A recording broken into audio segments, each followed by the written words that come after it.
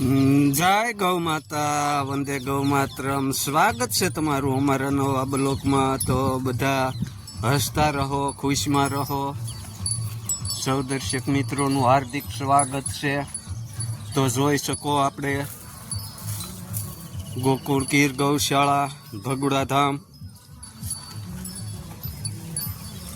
તો અત્યારે આપણું ગૌધન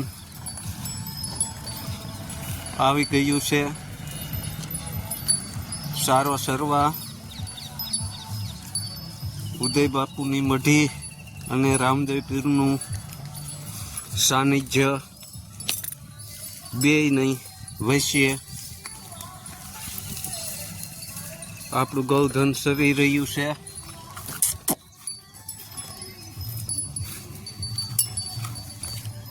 તો આ આપણું ગૌધન દર્શક મિત્રો જોઈ શકો છો.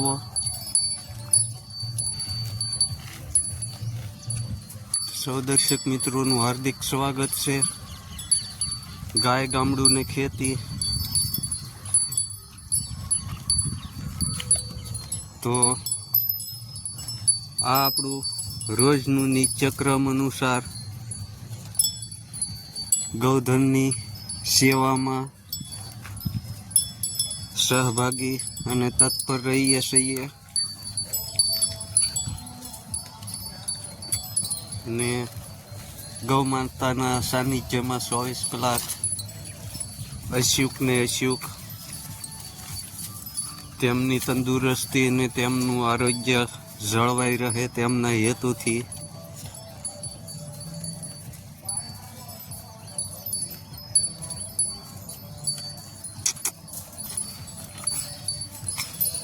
તો આ અમારે ગૌરી ગળેડ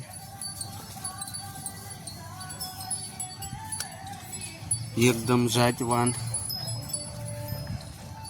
અમારી સાદી ભાષામાં શેપાળ કહેવામાં આવે છે.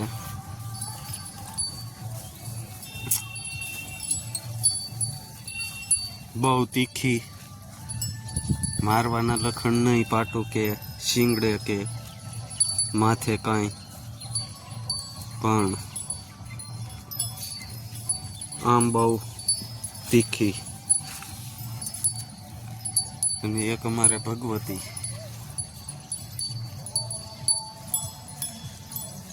તો આ અમારું પશુધન આપ નિહાળી રહ્યા છો. ગૌધન ભગુડા ધામ ગોકુળ ગીર ગૌશાળા. ટૂંક સમયમાં આપણો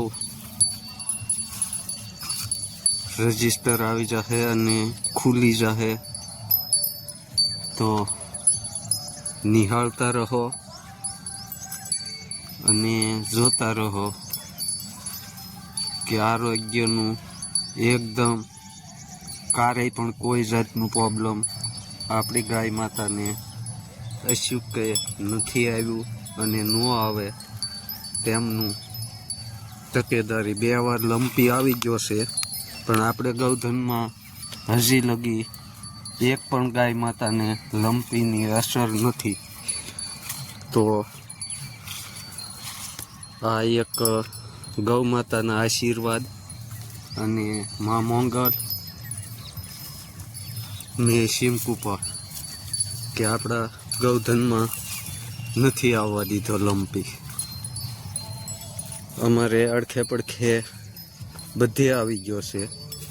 ગામમાં પણ 2, 4, 5 જગ્યાએ આવી ગયો, પણ આપણે ગોકુળ ગીર ગૌશાળા ગૌધનમાં હજી લંપીનું કોઈ પ્રોબ્લેમ નથી. તો એટલા ગાય માતાના આશીર્વાદ અસ્તુ. જય ગૌ માતા. મળીએ આપણા નવા બ્લોકમાં.